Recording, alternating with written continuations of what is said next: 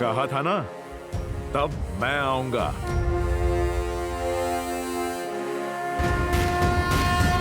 जय हनुमान ज्ञान गुण सागर, जय कपीस तिहु लोक उजागर, रामदूत अतुलित बल धामा, अंजनी पुत्र पवन सुत नामा। राम दुआरे तुम रखवारे, होत न आज्ञा बिनु पैसारे। आपन तेज समारो आपै, तीनों लोक हांकते कापै।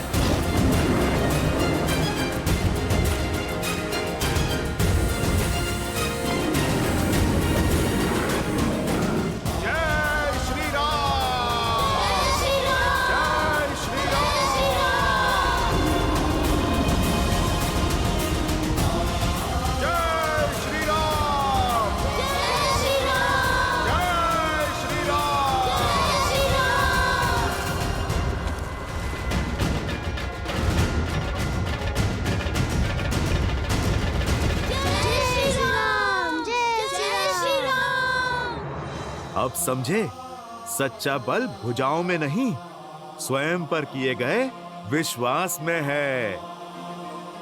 फिर बाग चाहे कितना भी विशाल हो, नन्हे मुन्ने भी उसका परिहास कर सकते हैं। समझो, भय की आंखों में आंखें डाल के विश्वास से देखोगे, भय स्वयं दुम दबा के भाग जाएगा। पर ये विश्वास जगेगा कैसे हनुमान काका? भक्ति और शक्ति में संतुलन बनाना सीख जाओ। भक्ति तुम्हें धर्म से जोड़ती है और शक्ति कर्म से, और ये संगम जीवन के हर एक उतार चढ़ाव में तुम्हारा मार्गदर्शन करेगा। तो हमें भक्ति और शक्ति दोनों का पथ दिखाइए। ठीक है, तो फिर आरंभ अखाड़े से करेंगे। तुम्हें कुश्ती कला में निपुण बनाकर शक्ति पाने के योग्य करूंगा, और योग का ज्ञान सिखाकर सिद्धियां पाने का द्वार खोलूंगा।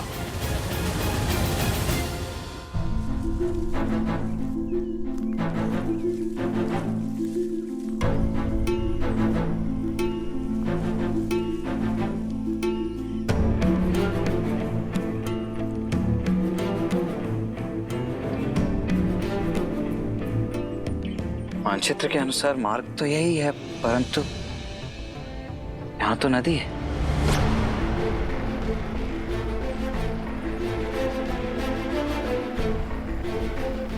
कदाचित हम मार्ग भटक गए हैं भैया।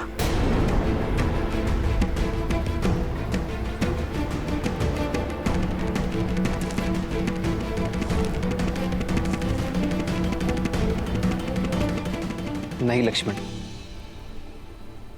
अब तक का मार्ग ऋषि भारद्वाज द्वारा दिए गए मानचित्र के अनुसार ही चुना है, अर्थात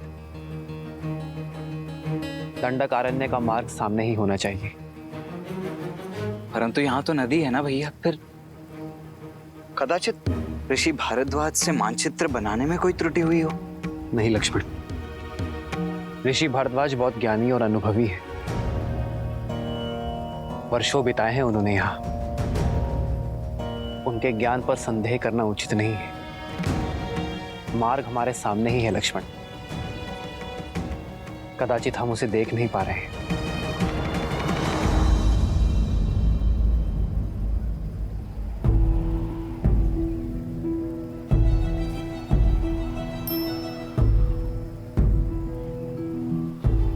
कदाचित इस वन में जैसा दिख रहा है वैसा है नहीं लक्ष्मण।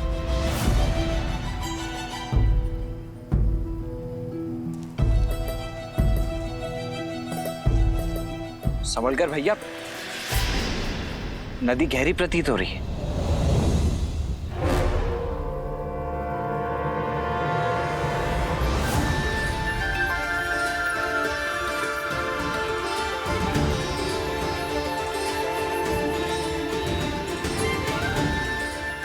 यहाँ कोई नदी नहीं है, केवल नेत्रों का भ्रम है। ऋषि भारद्वाज ने भी बताया था कि राक्षस मायावी है। कहीं ये भी किसी माया का भागी तो नहीं है? यदि मार्ग ढूंढना है तो माया से लड़ना होगा लक्ष्मण। जी भैया। आओ सीता।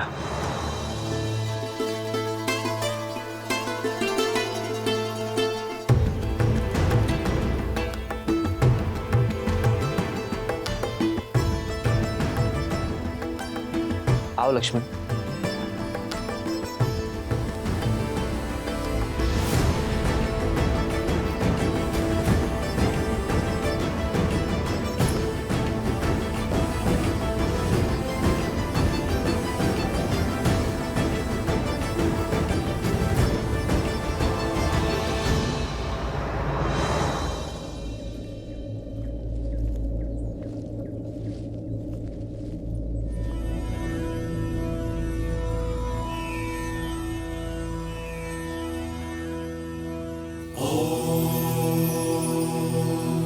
शांति शांति शांति।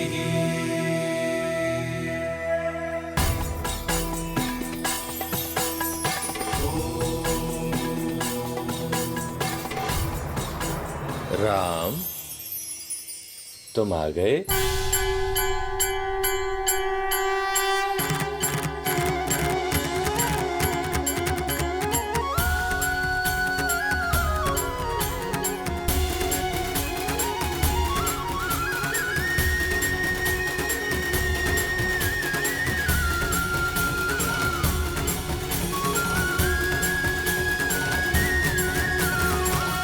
आप हमें जानते हैं ऋषिवर? हाँ राम, तुम्हारे जैसा पुरुषोत्तम ही हमारे द्वारा रचित इस ब्रह्म जाल को तोड़कर अत्रि आश्रम में प्रवेश कर सकता है। ऋषि अत्रि, भाग्यशाली तो हम हैं जिनके तप और तेज के विषयों के बारे में केवल सुना, आज उनके दर्शन भी पा लिए। प्रणाम ऋषिवर। यशस्वी भव, तुम्हारा शौर्य बना रहे। सौभाग्यशाली भव। ऋषिवर, यदि हमारे आगमन से आपका तप भंग हुआ है तो हमें क्षमा कर दीजिए। नहीं राम, तुम्हारे आने की प्रतीक्षा के लिए तो ये तप था, और तुम आ गए, अब ये संपूर्ण हो गया। हमारे आने की? हाँ, उन राक्षसों के अंत के लिए जिनका प्रवेश रोकने के लिए मैंने अपने आश्रम के चारों तरफ दृष्टि भ्रम उत्पन्न किया हुआ था। अब तुम आ गए, इसकी कोई आवश्यकता नहीं। बचपन से आपके तेज और माता अनुसुईया के तप की कथाएं सुनी है, आज दर्शन हुए। माता अनुसुईया के दर्शन की भी इच्छा थी मेरी। कहाँ है वो?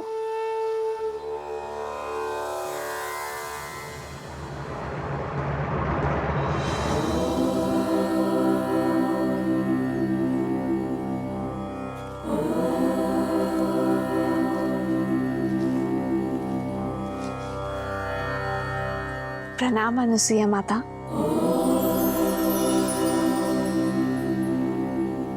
राम और लक्ष्मण का भी प्रणाम स्वीकार करें माता। आशीर्वाद मांगने के पूर्व मेरे एक प्रश्न का उत्तर दो राम। ये दंडक वन है, यहाँ पग पग पर उदंडी असुरों का वास है। ये एक सज्जन शीलवान स्त्री के लिए कोई स्थान नहीं, और यहाँ तुम अपनी कोमल पत्नी को लेकर आने की भूल कैसे कर सकते हो? ये सुरक्षित नहीं है राम। क्षमा करे माँ, पर मैं असुरक्षित नहीं। जैसे आपके पास आपकी सुरक्षा के लिए आपके तप का ताप है, उसी प्रकार मेरे पास मेरे पति, मेरे श्री राम का कवच है, भैया लक्ष्मण की सुरक्षा है। जिस प्रकार आप इसी वन में अपने पतिव्रता के बल से अपने पति की संगिनी बनकर रह रही हैं, उसी से प्रेरणा लेकर ये सीता भी आपकी ही भांति अपने पति की यात्रा में उनका साथ देगी। ऋषि भारद्वाज के आदेश से पीड़ित ऋषियों के तारण के लिए हम दंडक वन की ओर बढ़ रहे हैं। कदाचित यही हमारे वनवास के लिए नियति का उद्देश्य है ऋषिवर। ऐसे में आपसे भेंट हमारे लिए आशीर्वाद है। हम आशा करते हैं कि आगे की परिस्थितियों, समस्याओं और उनके निवारण के लिए आप हमारे मार्गदर्शक बनेंगे। दंडकारण्य, क्या हुआ ऋषिवर? आप इतने चिंतित क्यों हो गए? दंडकारण्य कोई सामान्य वन नहीं है, सहस्त्र मायावी राक्षसों का गढ़ है राम।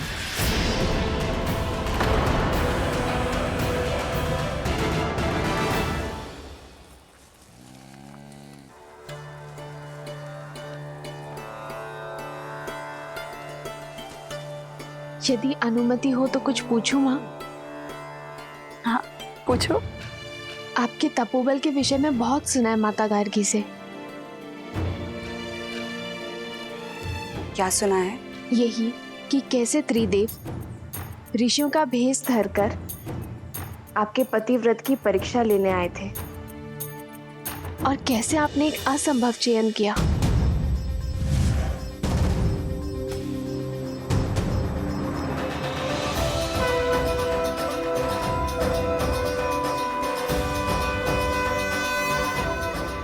ब्राह्मणों की सेवा तो हर गृहस्थ का धर्म होता है। मैंने प्रयास किया है कि आपका हर संभव स्वागत कर सकूं। भोजन ग्रहण कीजिए देव। अवश्य देवी, परंतु बिना स्नान किए ये भोजन ग्रहण करना हमारे लिए वर्जित है। मैं अभी आप लोगों के स्नान का प्रबंध आश्रम के जलाशय में करवा देती हूँ। रुकिए देवी, धर्म कहता है कि अतिथि की इच्छा को उसके अनुसार ही पूर्ण करना चाहिए। हमारा कहने का आशय ये है कि यदि आप स्वयं अपने हाथों से हमें स्नान कराएंगे तभी ये भोजन ग्रहण करना उचित होगा।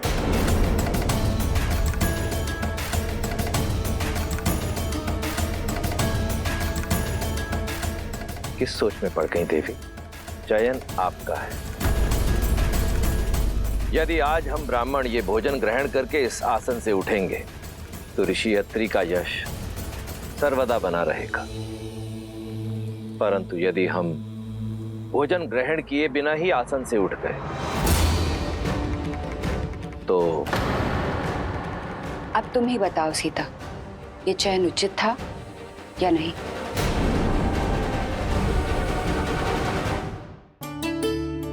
चयन कठिन अवश्य था। जिस संसार में एक स्त्री की पहचान उसका रूप और यौवन होता है, आपने अपनी बुद्धिमता और चतुराई से स्त्री की नई परिभाषा लिख दी है। एक और पतिव्रता धर्म था और दूसरी ओर अतिथि धर्म। एक को बचाती तो दूसरा टूट जाता।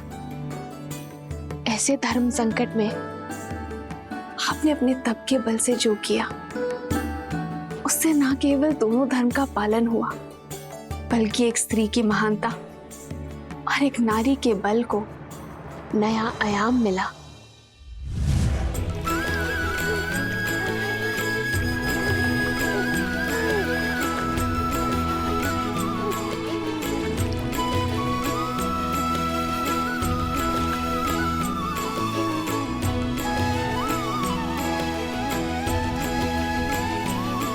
अब आपका स्नान संपन्न हुआ।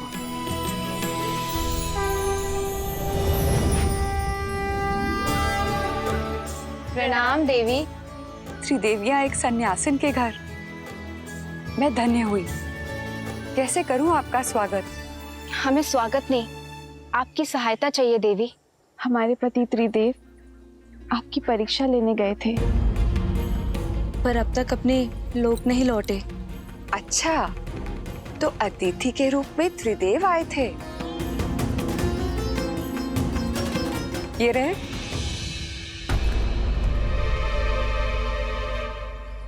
अपना अपना चुन लो।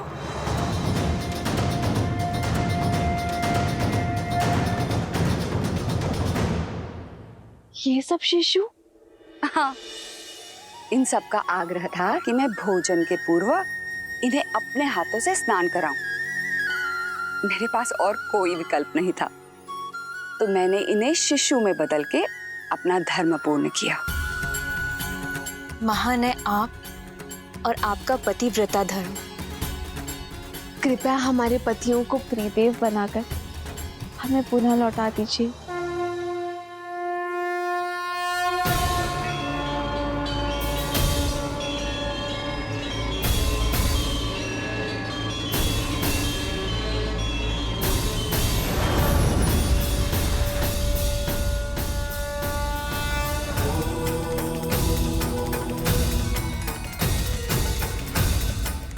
देवी अनुसूया, संसार में जब जब पतिव्रता धर्म की बात होगी, तब तब आपका उल्लेख अवश्य होगा।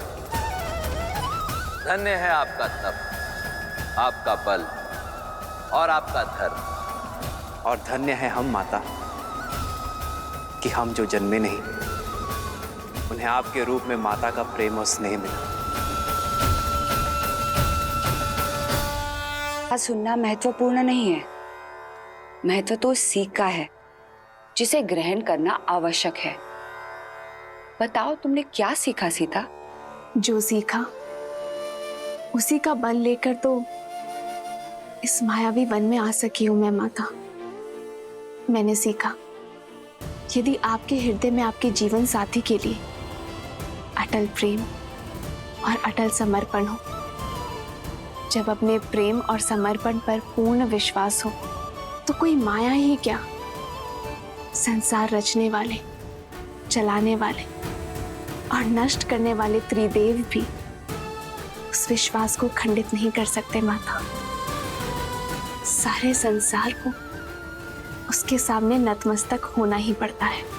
तुम अद्भुत हो सीता, तुम्हारे आचरण और तुम्हारे विचारों ने मुझे जीत लिया है। तुमने अपने लिए मेरे मन में एक विशेष स्थान बनाया है सीता।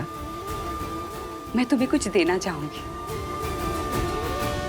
दंडकारण्य रण क्षेत्र होगा राम, जहां शत्रु सामने से नहीं दिखाई देगा और प्रहार किसी भी दिशा से हो सकता है। जहां रावण के सौतेले भाई खरदूषण के अतिरिक्त अकंपन, तृष्णा, विराद और कवंद जैसे मायावी राक्षस होंगे।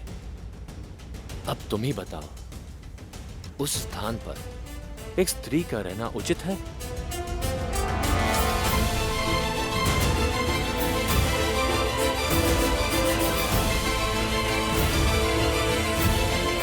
जब अपने प्रेम और समर्पण पर पूर्ण विश्वास हो, तो कोई माया ही क्या, संसार रचने वाले, चलाने वाले और नष्ट करने वाले त्रिदेव भी उस विश्वास को खंडित नहीं कर सकते माता।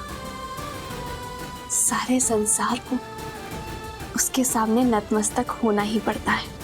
तुम अद्भुत हो सीता, तुम्हारे आचरण और तुम्हारे विचारों ने मुझे जीत लिया है।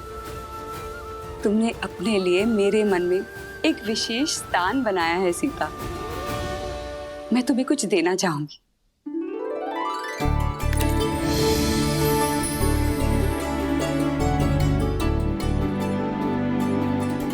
ये दिव्य आभूषण लो सीता, ये मैंने स्वयं देवताओं से प्राप्त किए हैं। नहीं माता, मैं कैसे? माता बोलकर माँ की दी हुई भेंट अस्वीकार कैसे कर सकती हो? माता पिता के दिए हुए आभूषण भविष्य में संकट आने पर पुत्री का सहारा बन सकते हैं। ये भविष्य में आने वाले संकट में तुम्हारी सहायता करेंगे सीता।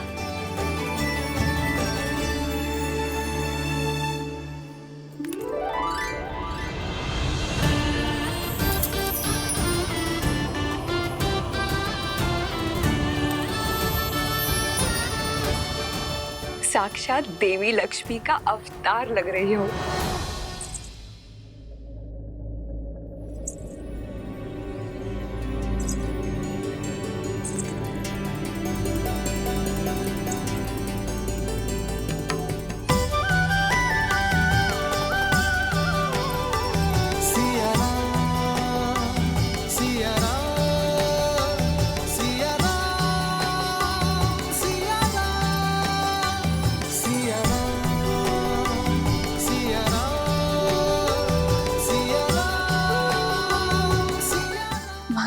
आग्रह था तो। आग्रह नहीं, प्रेम। माता के घर से कहीं कोई पुत्री खाली हाथ जा सकती है? राम, पुत्री ने माता की आज्ञा मानी राम, अब तुम मेरी आज्ञा मानो। सीता को दंडकारण्य जैसे भयावह स्थान पर मत ले जाओ, ये उनके लिए सुरक्षित नहीं है। आर्य, मेरी दृष्टि में आपका भय अनुचित है। मैंने स्वयं सीता का तेज और संकल्प देखा है। जिस यात्रा पर ये दोनों जा रहे हैं वह सीता को राम की सुरक्षा की नहीं, परंतु राम को सीता के साथ और संकल्प की आवश्यकता है। राम के शौर्य और सीता के पतिव्रता धर्म के साथ ये कोई भी संकट पार कर सकते हैं। ऋषिवर, आपके प्रेम और आतिथ्य का मैं बहुत आभारी हूं, किंतु कर्तव्य की पुकार है, जाना ही होगा। दंडकारण्य के कुछ ऋषियों को मैंने सहायता का वचन दिया था। आस बांधकर उन्हें तोड़ने का महापाप मैं नहीं कर सकता ऋषिवर। विदा दीजिए ऋषिवर, और आशीर्वाद भी। संध्या होने को है। इस बार में दंडकारण्य जाना उचित नहीं है। आज तुम सब यहीं रुक जाओ। कल भोर में नए सूर्योदय के साथ नई यात्रा प्रारंभ करना। जैसे आपकी आज्ञा ऋषिवर।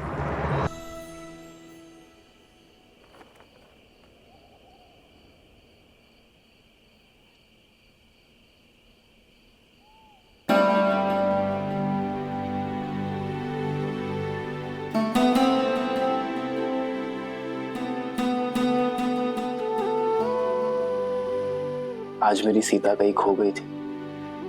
आपके सामने ही तो हूँ। मुझे तो साक्षात देवी लक्ष्मी दिखाई दे रही है। इतनी अद्भुत उपमा मत दीजिए आर्य। मैं केवल सीता हूँ, अपने वनवासी राम की साधारण पत्नी। तुम्हारी यही असाधारणता, तुम्हारा समर्पण तुम्हें असाधारण से परे बनाते हैं सीता। पवित्रता और सौंदर्य का संगम हो तुम। सच में तुम्हें पाना मेरा सौभाग्य है सीता।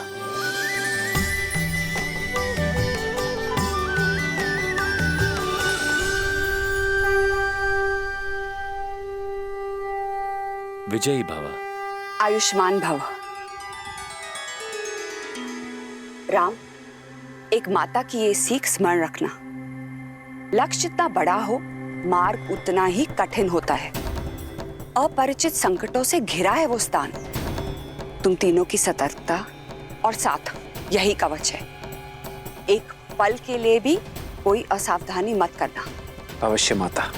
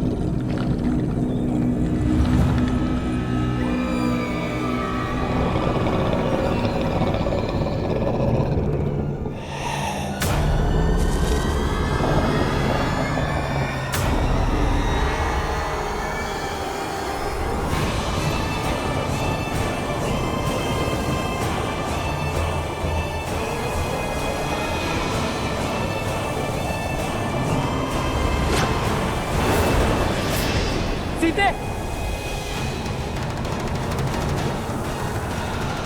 भैया ये कैसा मायावी बवंडर है?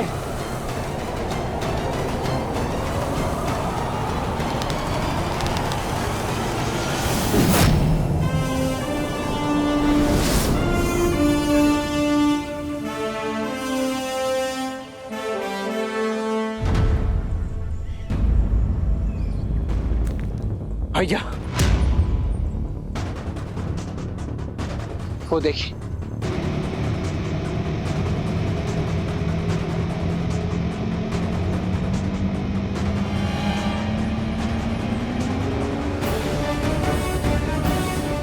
वो महापापी विराट नव युवतियों को ही अपना लक्ष्य बनाता है।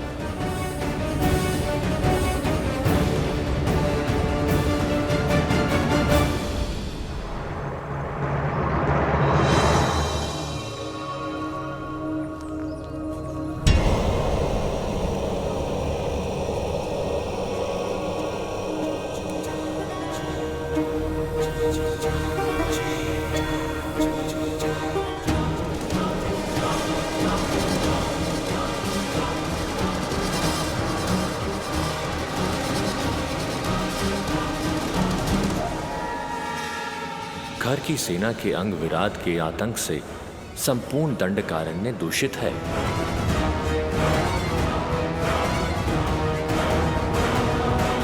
ना जाने कितने ही मनुष्यों को लील गया होगा ये महापापी। इसे अवसर नहीं, अंत की आवश्यकता है। हमें विराट का संहार करना ही होगा लक्ष्मण।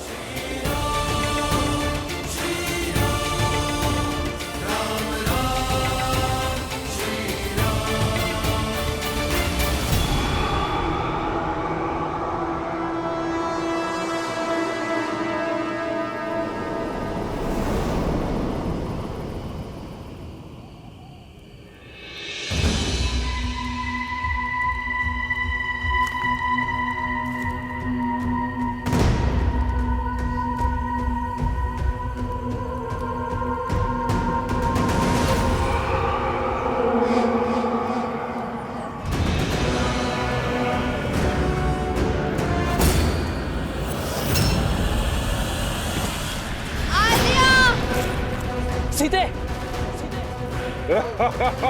श्री राम, भैया लक्ष्मण रक्षा कीजिए।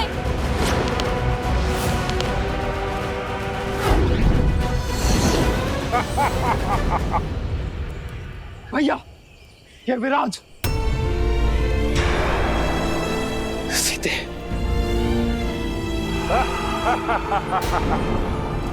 आद्या, भैया लक्ष्मण रक्षा कीजिए।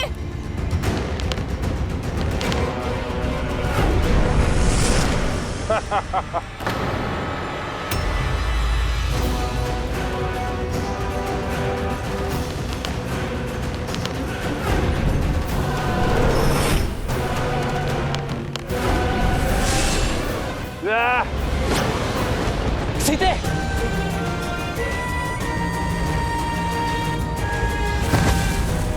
सीते, उठो सीते।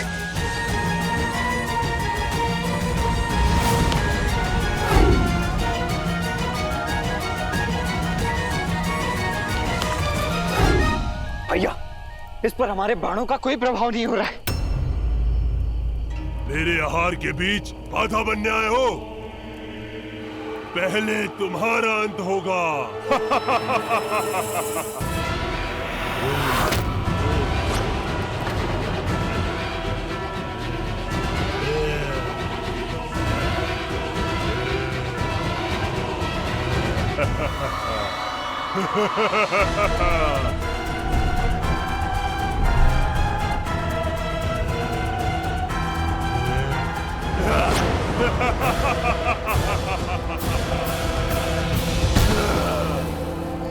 बड़ा दुखदाई और कष्ट भरा अंत होगा तुम्हारा।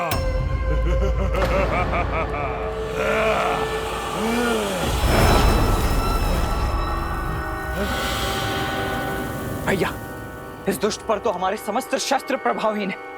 अब हम करें तो करें क्या? एक वीर का सबसे बड़ा शस्त्र स्वयं उसका बल होता है लक्ष्मण। लक्ष्मण, मल्ल युद्ध का प्रशिक्षण स्मरण है ना?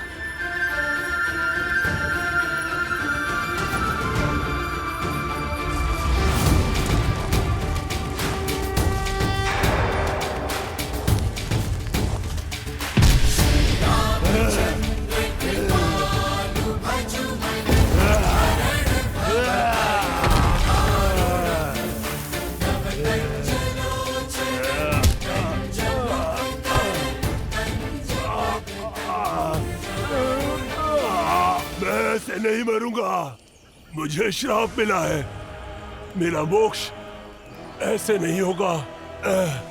कोई लाभ नहीं है ये सब करने से।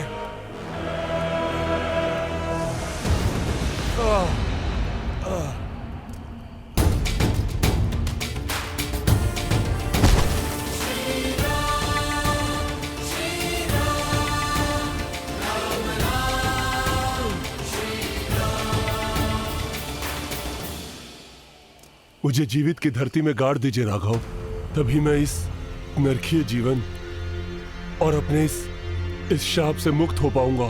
कैसा शाप मिला है तुम्हें विराट? अपना परिचय दो। मैं टुमरू हूं, एक गंधर्व जो श्राप के चलते इस राक्षस रूप में आ गया। काम के मध में चूर होके मैंने कुबेर की पुत्र वधू रंभा पर कुदृष्टि डाली थी।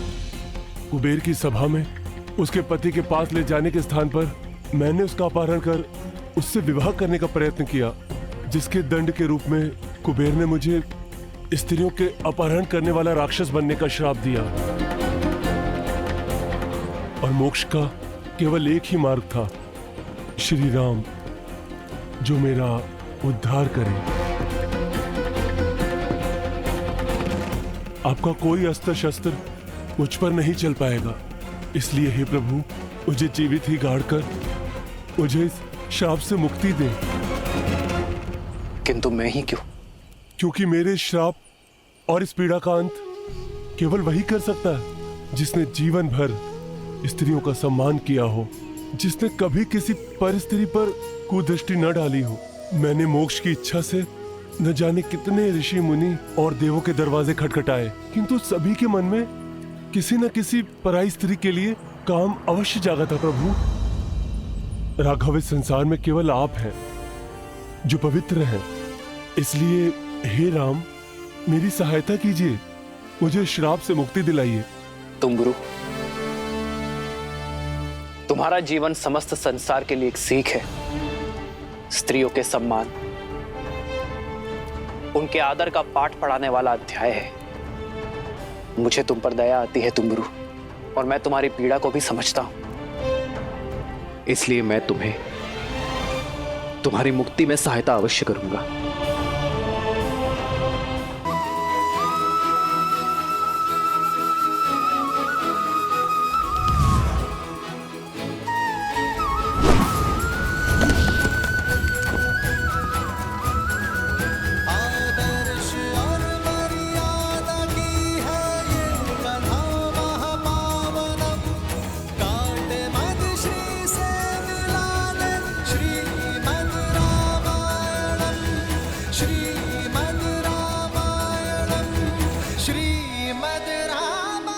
अब धन्य है मर्यादा पुरुषोत्तम राम, आपने मुझे मुक्त कर दिया।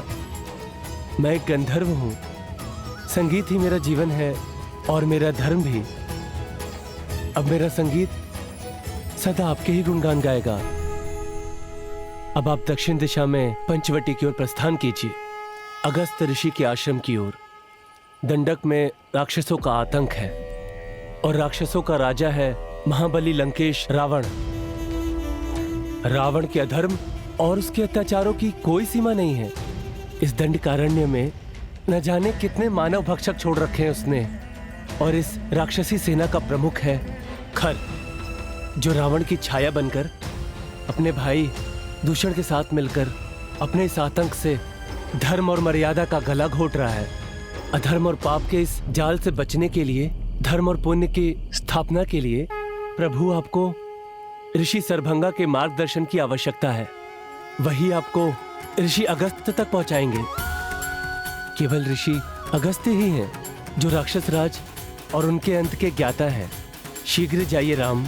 ऋषि सरभंगा के जीवन की डोर को आपके दर्शनों की आस ने ही थाम रखा है। फिर तो हमें इसी क्षण निकलना होगा।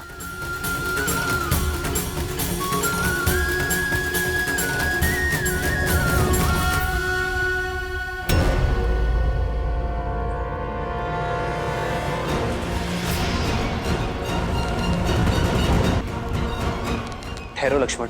भैया, ये अवश्य ही राक्षसों का कोई गुप्तचर है। इससे पूर्व कि ये अपने साथियों को हमारी सूचना दे, मुझे इसका अंत कर देने दीजिए। लक्ष्मण, भागते हुए पर वार करना धर्म के विरुद्ध है लक्ष्मण। और फिर ये कैसे मान ली जाए कि वो गुप्तचर ही है? रघुकुल की मर्यादा और सम्मान उनके वंशजों के शौर्य में है लक्ष्मण,